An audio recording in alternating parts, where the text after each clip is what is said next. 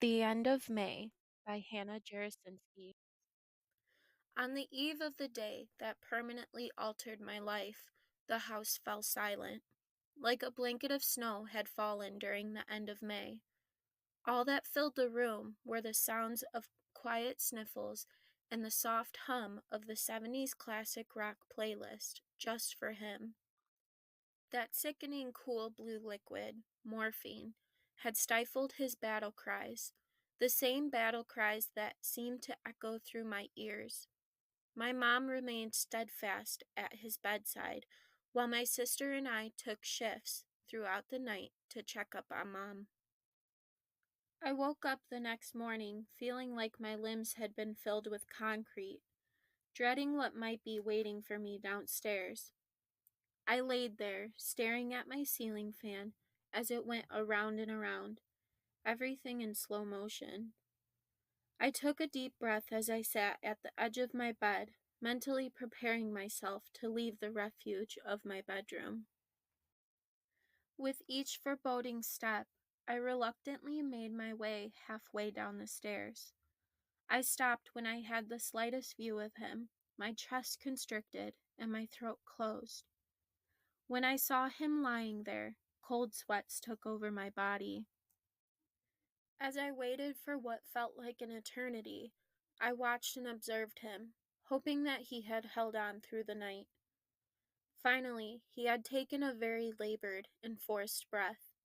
It was the breath that allowed me to release my own that I had been holding in anticipation.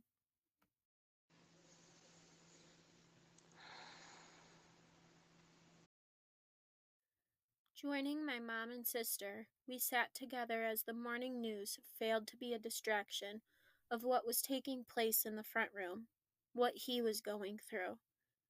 With conflicted persuasion, my sister and I had gotten Mom to take some time for herself to wash away the sorrow that was heavily present.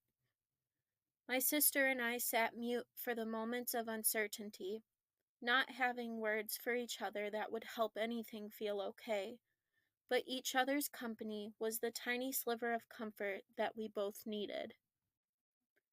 My hands began to tremble, and my stomach twisted in tangled knots. It was him. I needed to check on him. Step by wavering step, I crept in the front room where he had been laying for the last 4 days. His yellow skin had started to gain a purple hue. There I stood, at his bedside, begging for this to not be my reality. I knew, but I still searched for any signs that would tell me otherwise. There were none. "Jenny, he's gone," I whispered, though on the inside I was screaming at the top of my lungs. Jenny hurried to my side as I stood there with hot tears staining my cheeks. She bolted up the stairs, even skipping steps to get my mom and brother. I stood there, my warm fingertips a stark contrast to his cold neck where I had been checking for a pulse. Just give me something, anything. There was nothing. His strong and loyal heart had come to a harrowing halt. For just a few moments, I was alone as his battle had ended. I was the first to witness when his battle started, and now here I am, the first to watch him close his very own book. Together we stood around him as a family signed into the contract of being strong for each other, for him. Mom, Jenny, Ronnie, and I enveloped each other in a desperate hug as my mom softly held his hand. "Mom, can we say our goodnight prayer one last time?" Ronnie's voice was broken and defeated with his request, a sound I rarely ever heard from him. Without hesitation, we joined hands and closed our eyes, then spoke in unison. "Now I lay me down to sleep. I pray the Lord my soul to keep. If I shall die before I wake, I pray the Lord my soul to take. God bless Mommy and Daddy, Jenny, Hannah, and Ronnie, Grandma and Grandpa Jay, Grandma and Grandpa Spencer, and everybody. Amen." With that prayer, we had only said good night to him. Not goodbye. It wasn't final. Good night. I'll see you when we wake up. This dreaded moment finally approached. An unwavering, sturdy soul departed from this world and left an empty hole in my heart. 10:34 a.m. on May 31st, 2023, marked the final moment of my dad's time here on Earth.